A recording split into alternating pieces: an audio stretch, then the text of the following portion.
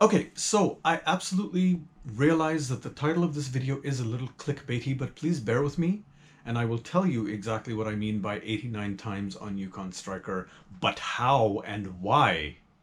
So yesterday I went to Wonderland. It was absolutely amazing. There was no lineups anywhere. Nowhere. No lineups to be found anywhere. Went on Yukon Striker 10 times, Behemoth and Leviathan 5 times, Vortex twice times, twice, Cyclone twice, accidentally ended up on Sledgehammer. Tell you about that in a second. And yeah, that's basically it. I think that's pretty much what I did all day. Okay, so the way I ride is I of course pace myself, and you really do have to pace yourself, because if you don't, you could seriously end up getting into trouble with just your body and the way you are disoriented and the way your stuff is stuff in here is moving around. That really can't be good for you. And so I went on Yukon Striker 10 times, 4 times first, then took a break, went somewhere else, just sat down for a bit, took a break, then went on Behemoth, Leviathan, whatever. I think the longest I ever waited for either of those rides was maybe like 5 minutes. And I gotta tell you, when it's not that busy, when more than half the train is empty, the airtime on both Leviathan and Behemoth is absolutely out of this world. I don't think I've ever felt that type of airtime ever before in the bazillions of times I have ridden both Leviathan and Behemoth over the course of, as long as the rides have been around. Because, obviously, because when the train is lighter, it's moving faster, the airtime is more, and it was just absolutely incredible. So just take Behemoth, for example. The way I ride Behemoth, the way I ride any ride actually, but the way I ride Behemoth and Leviathan is just basically just let myself go. There's a grab bar holding me in, there's a seatbelt holding me in. I'm fine, I'm totally cool with that. And if that's not your style, that's totally cool too. If you prefer to hold on, great, more power to you. But the way I do it, and because I'm crazy, the way I do it is I just let myself go. Arms up, legs out, and that's it. That's just how I think the way a roller coaster should be ridden or rode or whatever the word is.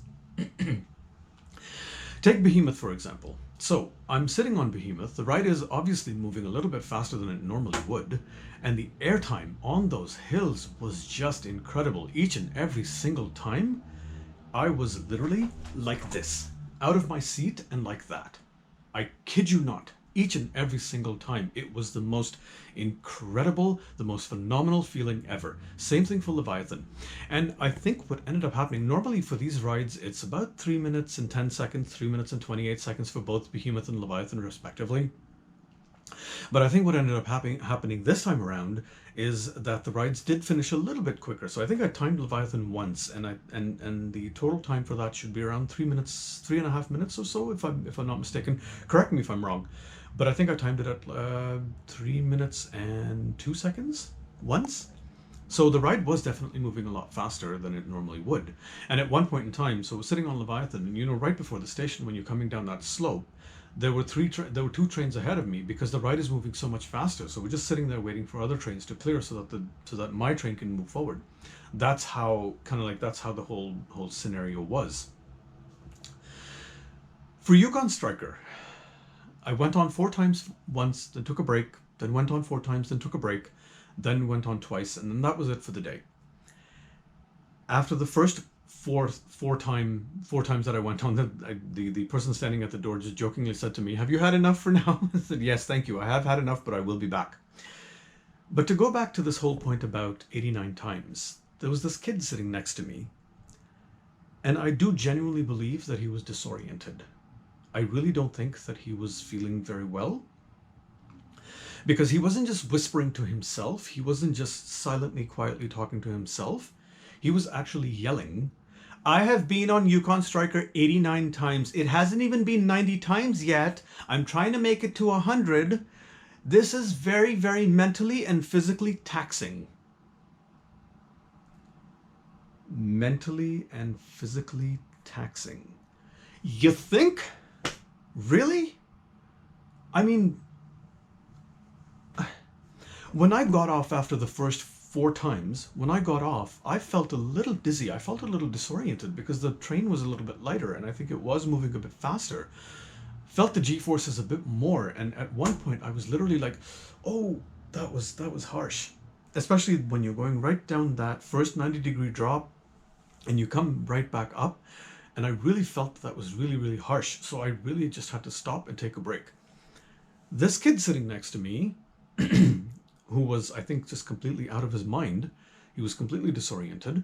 I mean, do you have any idea what roller coasters do to your body? Your lungs, your heart, your kidneys, your liver, your small and large intestine, your everything in here, even your brain moves around.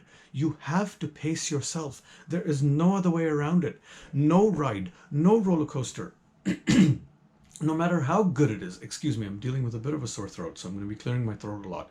No matter how good a roller coaster is, it is not worth risking your life. It is not worth risking your health in any capacity. And there was one point in time I literally came this close to just turning around and asking him, like, who the hell put you up to this? Because after I got off after the fourth time, I thought to myself, you know, at least I still have about 2 brain cells left and a tiny little shred of common sense left to know when to stop. I really wanted to ask this kid, like, who the hell put you up to this, man? This is not good. This is not healthy. This cannot be right. His face was completely red, like it was blood red. Either that was sunburn or it was just blood red because his blood pressure was probably straight through the frickin' roof. I don't even know what was happening to his organs in here because everything was moving around. His brain was probably bumping up against his skull. That's why he was disoriented.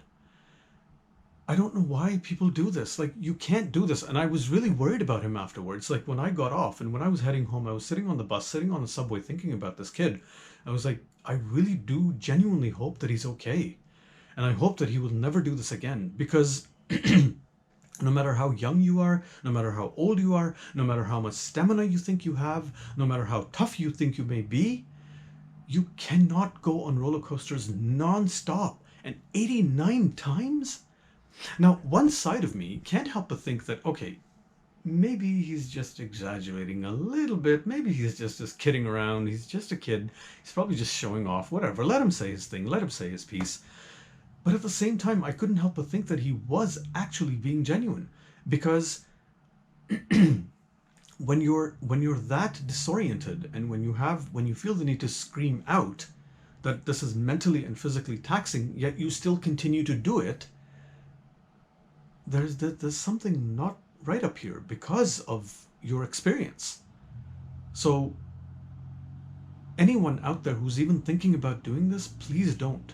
And if you are going to go on Yukon Striker 89 times, 90 times, 100 times in one day, I really, truly, sincerely hope that you will pace yourself. You will give yourself time, take frequent breaks, go do something else, go do something different, give your organs a break, give your brain a break, and don't do it nonstop. It's not worth it. It's not worth your health. But overall, yesterday was an amazing day. Oh, completely forgot to tell you about Sledgehammer. So, ended up on Sledgehammer by accident, and how that ended up happening was because I guess I wasn't paying attention to where I was going. I ended up entering Sledgehammer here, and where Cyclone is right next to it, ended up entering Sledgehammer. Didn't even realize, up until I got to the ride platform, I kid you not, I didn't realize where I was. And for a second, I'm just thinking, wait, doesn't Cyclone have that silver platform thingy that lowers and raises up like that for the where? And oh, this is not Cyclone. Oh. Okay, whatever. I'm going to go on it anyway. Up and down, up and down, up and down, round and round. Is it over yet? Can I get off now, please? So, finally got off, whatever, that was over. Went on Cyclone twice. It was amazing. And Cyclone really is the most amazing ride ever. Isn't it ever? Isn't it really just ever the most amazing flat ride ever? You're sitting on it, and because the ride was much lighter, because there weren't that many people, it literally just felt so good. It felt so good. I was literally floating in my seat. Like, I kid you not, I was literally floating in my seat. It was amazing. And it was like, oh my goodness, okay. Okay, can I do this again, please? I have to do this again. Oh my goodness, this is so good. I mean, I didn't actually say that all out loud because I was by myself, and that would really be stupid. Like, people would probably look at me and go, Okay. Wow, weirdo. Jeez. So, but it was amazing nevertheless. And I really enjoyed myself. It was a fun Tuesday, fun-filled Tuesday, and I might end up doing it again next week. Thanks so much for watching. I'll see you in the next one.